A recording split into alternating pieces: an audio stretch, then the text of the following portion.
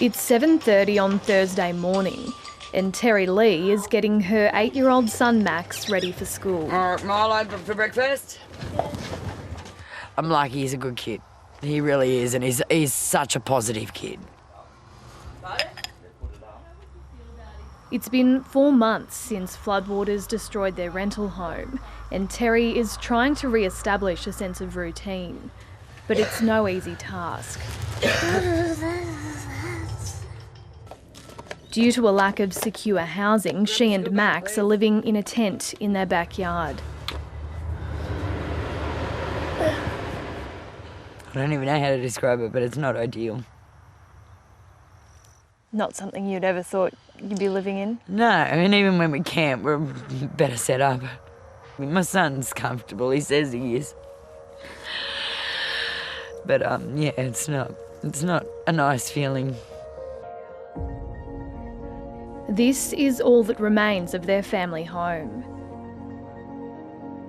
Back in February, the pair watched as floodwaters inched up the back steps, making a last-minute escape when Max's father showed up in a tinny. Show me your rope. And we slid straight into the boat from the veranda. It had risen that quick. Wow. And then, as far as I know, within 3.5 hours, 4 hours, it was waist deep up here. The mother and son lived in a car for 10 days, then bounced around different temporary accommodation. I just got sick of chopping and changing Max and also travelling back and forth every day for school. So camping seemed to be our easiest, best option. All right, you ready? You got your hat? Terry is on the waiting list for a caravan from the state government. But even if she gets one, she doesn't know where to put it. At the moment, I'm not sure. The owner wants to fix the property, which is fair enough, and so eviction has already taken place, so I've really got no idea. High five. Good job. Bye. Right, you have a good day. Ow. See you at 3. I think there was up to 6,000 properties impacted. 3,000 have been deemed uninhabitable. And we already had 3,000 people on the social housing wait list before the floods. John McKenna is the head of North Coast Community Housing. His organisation has partnered with the newly formed state agency Resilience New South Wales to set up temporary villages for displaced people. So these are the modular homes where people are going to be living for the next 2 years or so. And if we take a look inside, we can see we've got a bed down this end. I'm told there's going to be a TV mounted up on the wall here. And then if we walk down here, we've got our little kitchenette, oven here, bathroom down the end. I mean, there's no doubt it's compact, it's very basic, but I guess if you're living in your tent or your car, it's definitely a step up.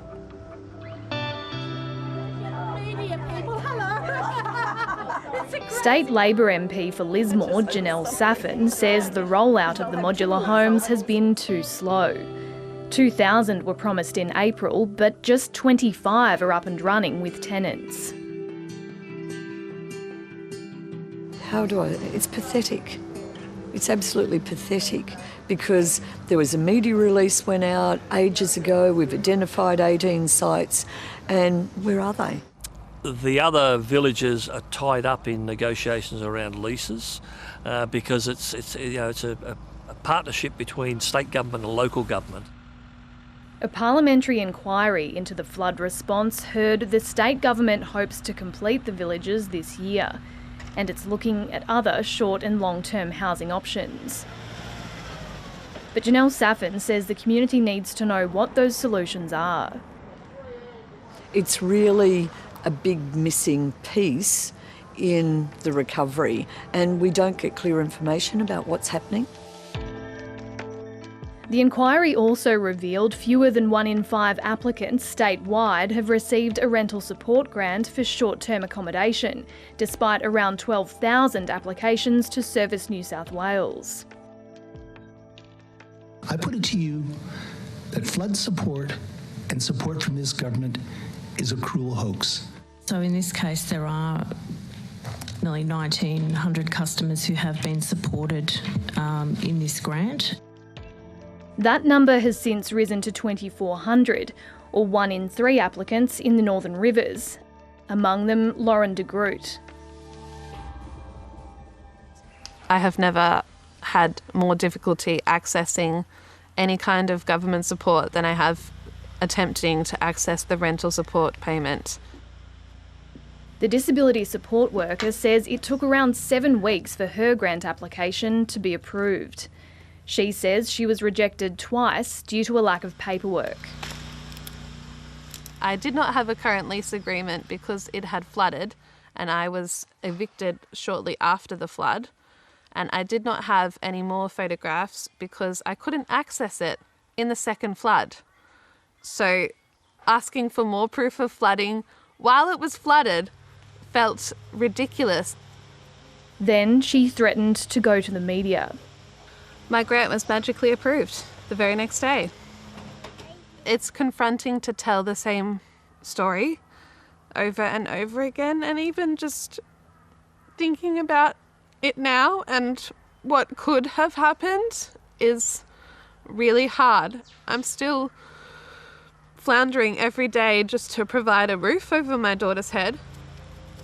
I don't have time to spend hours on the phone navigating flawed systems that shouldn't exist. When 7:30 last spoke to Lauren in April, she and her 3-year-old daughter Freya were living in a caravan park. I was in the caravan park in East Ballina, but we were asked to vacate to make way for holiday makers over the Easter period. So we were offered an alternative caravan in a different spot. There was not access to water in the caravan. There was no access to any hot water at all.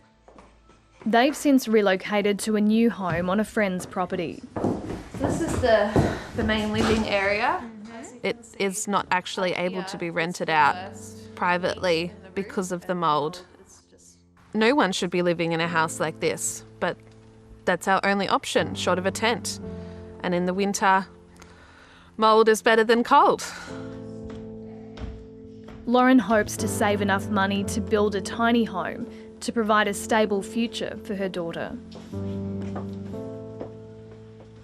More than anything else in the world, I want her to have a home that's hers, that can't be taken away from her again, that someone can't raise the rent so high that we can't afford to both eat and have shelter.